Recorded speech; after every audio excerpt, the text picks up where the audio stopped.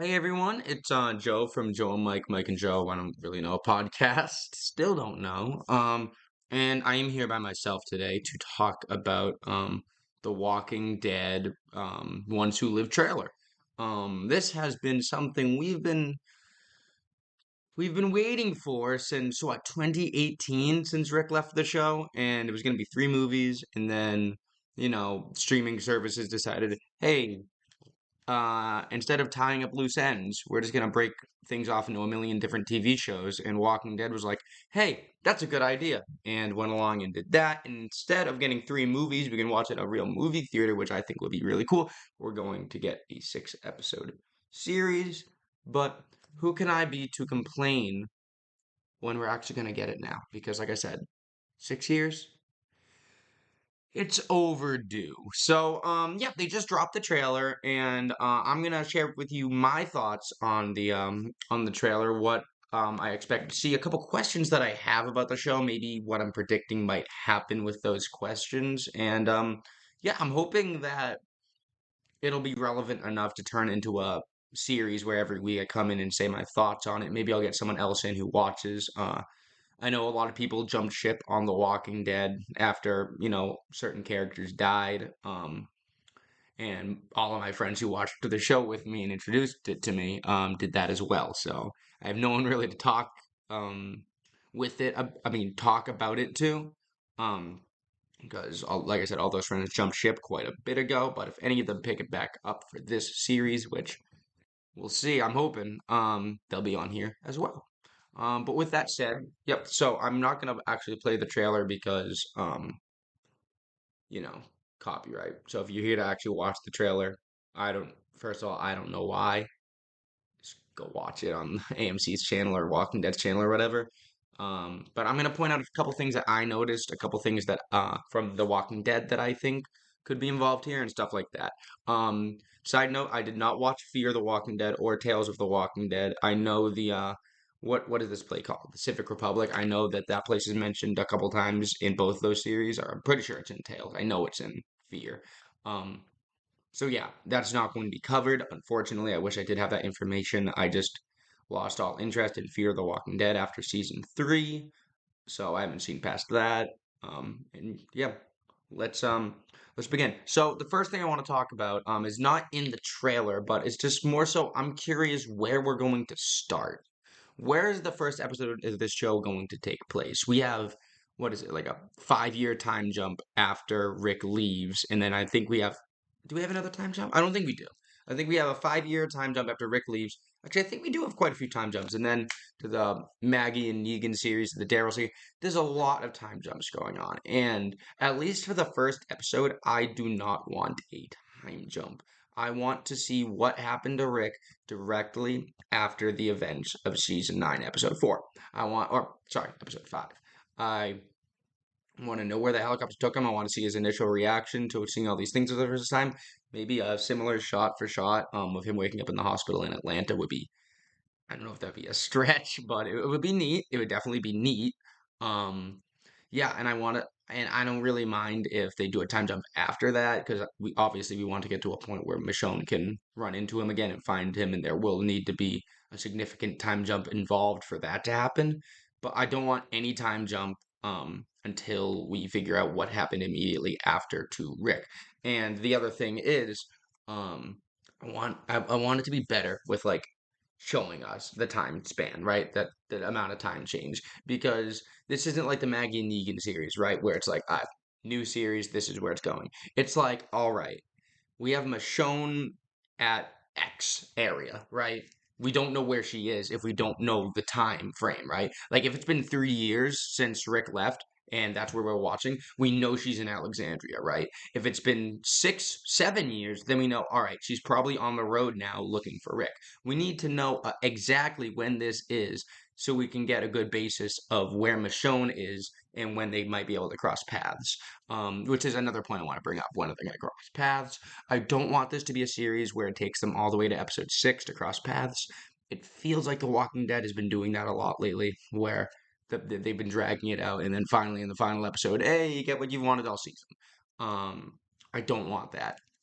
I want them to meet up maybe like episode 3, just like they did, just like Rick did with Lori and Carl in the original Walking Dead. Episode 3 is when he finally found his family.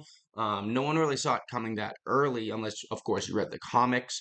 If in the comics you didn't expect it that early because it was issue 2, and it kind of caught you off guard, and then it went another way with it. That's what I want to happen. Maybe Rick escapes the Civic Republic, runs into Michonne, Michonne helps him escape, and then from there, episodes 4, 5, and 6, they have to evade getting caught again by the Civic Republic. Maybe Rick gets freed and then Michonne gets taken captured. Who knows? But yeah, who knows? Another interesting thing is I want to see when the flashback in the final episode of The Walking Dead took place, how he got to the boat. One interest to throw his backpack on there. One interesting thing that I saw somewhere. I don't know if this is a popular, well-known thing because I think I just saw it in one place, but it's definitely something to take note of. Is the fact that the carving in the phone that Michonne found, it had an older Judith in it. If you know anything about The Walking Dead, when Rick left, Judith was still basically an infant. Maybe not an infant, but like 3 or 4, maybe. I don't know. But she looks to be pretty much the age she is when Michonne finds the phone, when she finds it. So how did Rick know that she, like, adopted the cowboy hat, all this stuff? You could just say, like, he assumes it, right? Because, like, that's what Carl did, and it's his kid, and she's probably gonna grow up into the hat. But I don't think that's what happened. It might have been an oversight, right? It might have been an oversight by The Walking Dead, which I think is pretty lazy when you consider how many people are working on it. But it could be an oversight. It could also mean that he's been watching. He's been there. And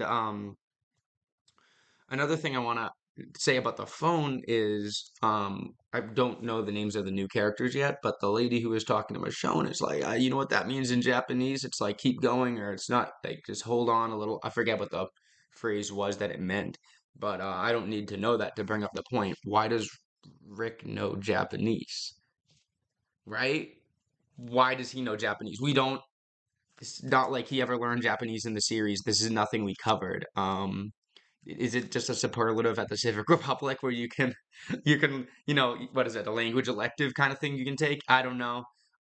Things are weird with that phone being Judith's age and the fact that Rick knows Japanese. Are they two complete oversights? I think it would be hard for the Japanese thing to be a complete oversight. Like, I mean, like, difficult. Like, how the hell do you, oh yeah, Rick didn't know Japanese. Like, I think that'd be hard to be an oversight. So I think that one's on purpose. There's going to be something that teaches us how he knows. Hopefully, I hope they tie those pieces together pretty soundly and pretty evidently. Like I want like solid proof. I don't want it just to be winged in there because I want there to have been a plan from the moment that Michonne found that phone. These are the things that we're planning to do in the Rick and Michonne movie series. I want it to be solid. Um, Also, something to take note of is who's in the suit at the end. So at the end of the trailer, they show something walking in, I assume, a Civic Republic suit, um, and they don't take off the mask. I would normally think of this as nothing, but the music stopped and it just showed this person walking, and then the trailer ended. That tells me that that's going to be an important scene and an important character. Is it going to be a character we already know? Now, I can't obviously predict if it's going to be a character we don't know yet, right? Because, I don't know them. If it were to be a character we know, which I hope it is, because what a dramatic reveal for, a new guy. Who could it be? My main thought is it could probably be Rick, like escaping the Civic Republic. He disguises himself. That might be how he escapes, right? He disguises himself as a guard or in the armor. And then when you see him get into that position where he's getting the armor and stuff in the show, that's when you're like, oh, the trailer, like he's gonna escape or something like that. It could be Rick. It could, in the same mindset, be Michonne breaking in all Carol style on Terminus to get Rick out. Other options. Morgan and Heath. Are we going to see Morgan and Heath it seemed almost confirmed that Morgan was going to be doing something in this series. He said he was going out to go out and find Rick Grimes. I'm pretty sure one of the actors said that Morgan what was I gonna say? I'm pretty sure one of the actors said that Morgan is not done. The story of Morgan is not done. And as of right now, I'm pretty sure, other than Daryl Dixon, the Book of Carol, this is the only thing planned for Walking Dead. And I don't think Morgan's gonna come back in the Book of Carol. So Morgan should be coming back in this. I really do think that. Is Heath? So it's interesting because I'm pretty sure they said Angela King said that Heath was definitely confirmed to be taken by Jadis, a bee or whatever. But does that necessarily mean he's still there or what happened to Heath? Um, I'm not gonna spend too long on this because at this point Heath has become irrelevant, right? It's not like he was one of the OG guys like Morales. We want to know what happened to Morales. Like Heath was around for like 5 episodes in the middle of the series. I really think they effed up with Heath, right? They brought him in, they did like two things with him, and then kicked him out. If they had him for a while and then had him disappear, we care more. Just like in the comics. If it wasn't for comics Heath, who was great, we wouldn't care at all about Heath. And that is true. But the one thing I will say on that is if you look at the card that Tara found when Heath went missing all the way back in season 6, it had 3 P's on it, which is not the Civic Republic's logo. The Civic Republic's logo is 3 O's, if you look at it correctly, like, 3 circles, whatever. Um, P's and O's, A's and B's, does that have any correlation, right? I haven't heard anyone make this connection where those could be O's for the Civic Republic instead of just like, circles, and then obviously P is another letter. In fact, it's damn near close to O in the alphabet. One away. We're learning alphabets here. Um, does that have I can't even talk, but you know what I'm trying to say? Any correlation? Why is that a logo, right? And especially if it was confirmed that he was taken by Jadis, who knows? Speaking of Jadis, let's go to Jadis. What role is she going to play in all this? I really couldn't delve more into that. It seems like she's a higher up at the Civic Republic. We saw her redeem herself from being a traitor um, at the end of the Negan War. She ended up dating Gabriel for a while. Obviously, when she left, he got something a lot better in Rosie. He really upped his game there because, Jadis's hairline, and then Rosita's just, Rosita. But yeah, so we saw her kind of redeem herself, and I think it's kind of odd that she would be a factor in Rick not being able to go back and let his family know at least, hey, I'm alive, Like, I think that's kind of odd that she wouldn't allow that to happen, but um, she's got to play a role. She's in the trailer. She's only in briefly, which leads me to believe her role might be diminished from what we might have initially thought. Does she get killed off? We have not seen a character from the original Walking Dead get killed off in any of these spin-offs yet. I think Jadis is a prime candidate to be the first, just because she's pretty sure the first character to be in it that's not like a major character, like, Daryl or Carol or Maggie or Negan. There might have been another character in one of these, but, can't think of it right now, but I could see Jada's getting killed off. I'm not sure because Walking Dead has gotten kind of on killing off big characters. They're like, we got to keep them all, and that's a big insult I had near the end because they know they messed up with Coral. But yeah, what's going on with Jadis? Um, who knows? It seems like she's been away from there for so long. I want a little more backstory on Jadis, how she got to the trash area. How long has she been in contact with the Civic Republic? Is this new? Has she always been keeping an eye on Rick for something like that? There's a lot of Jadis is definitely the most mysterious, pivotal character in the series. I would definitely be interested to learn more about her backstory and why all this is happening, why she took Rick just then. Other than that, I could do without Jada. So if they wanted to just put a gun to her head and blow it right after that, I don't really mind. But I definitely want to see a little more backstory out of her before that happens. Um, a couple other things before we wrap it up here is I'm curious about where this will take place. So before you go, Joe, it's Philadelphia or it's the North, the Great Lakes region, like everyone said. Have you been to the Great Lakes region? Is the first question. My answer is yes, multiple times. If you watch the trailer in that scene where the helicopter's headed toward the mountain, that is not the Great Lakes region. Maybe it's the Canada side of it.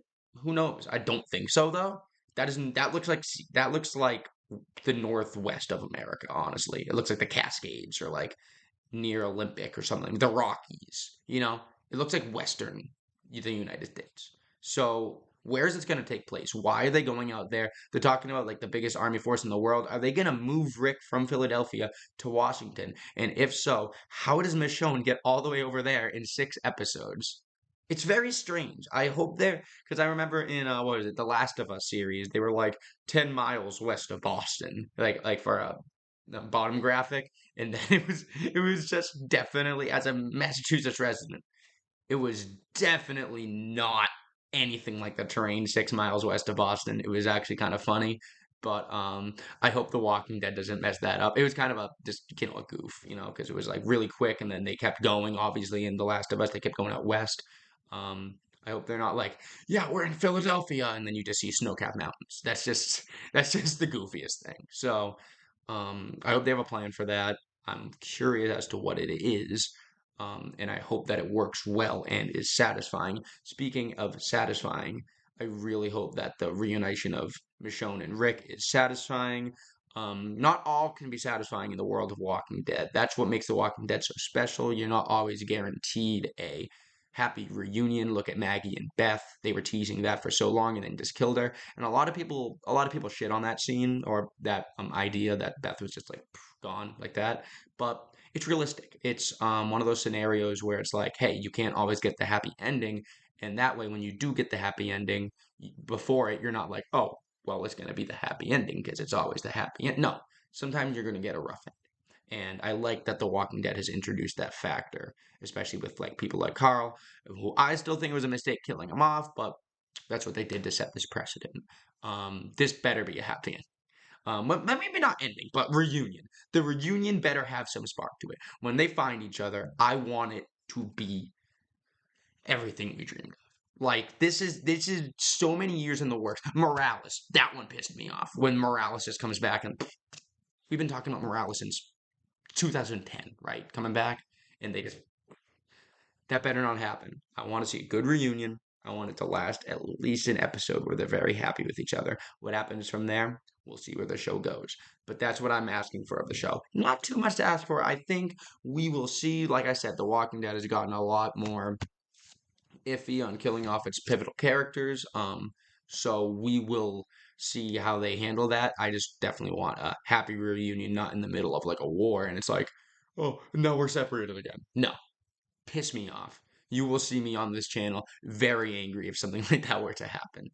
Um, this might be the last point. I forget if I'm leaving something out, but the burning zombies as well. We see quite a few burning zombies. I'm not sure how many of you guys have played World War II zombies on Call of Duty, but it reminds me of those like super fast red douchebags. I hate those guys. I hate them. But will look like we're gonna get some zombie variants. Uh, Interesting. I'm curious if it's gonna be a lot like walking. I'm sorry, Call of Duty zombies. Usually in Call of Duty zombies, if you see a red zombie and shoot it, it blows up. If they just steal that from COD, it's gonna be kind of hilarious to me because it's just apparently a universal thing at this point. If you have a red glowing zombie and shoot it, it's gonna explode. I just think that'd be kind of funny if they treat that as a universal thing. Um, but yeah, I'm interested to see the zombie variants and all that stuff. But obviously, I could let all of that go. All of it. If Rick and Michonne have a good reunion. That's all I want to see. That is my number one thing from this show. It better not mess it up. Because they're gonna have that could with Rick, that could be the end of the series. Like the whole franchise if they mess up him coming back and meeting up with Michonne. They could kill him. They could kill him. I'm not saying keep him alive. I would like for them to keep him alive. Obviously, I would like him to go back to Alexandria. I need Rick and Michonne to have a good reunion though. I would love to see him get back to Alexandria, but it's not a must. It's like a 95% must, but him reuniting with Michonne, happy for at least a bit, is a must for me. After careful consideration of my notes, that is all that I had from the trailer. Did you notice anything that I didn't? Leave it down in the comments and I will reply to said comment because we don't get too many comments, so I will have time to reply to each and every one of them if you feel so obligated to leave one. But yeah, like, subscribe, ring that bell, do whatever the hell you want to do. I can't force you. And stay in tune for more content of The Walking Dead. See you soon.